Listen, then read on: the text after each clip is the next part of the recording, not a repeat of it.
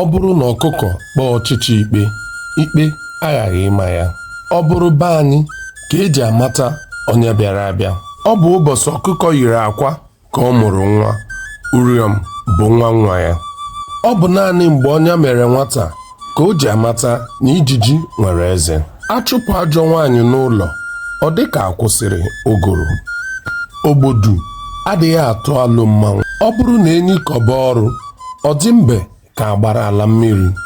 Ọ bụkwaghị nwa dibịa ịgba ngada gbuo ọkụkọ bụ isiokwu, kama na ọ bụzi ịnụ ihe ụmụ ndị mmụọ na-ekwu. Akụ yie nwata egwu, ọ chee na ya abaala ọgaranya. Echekwube ogoli erie n'ime abalị. Ọ bụ nwata bịara okwu ọkụ na-agba ama ihe esinyere n'ọkụ. Ọ bụ nwaanyị rijuru afọ na-eji ụkwụ esonye nkụ n'ọkụ.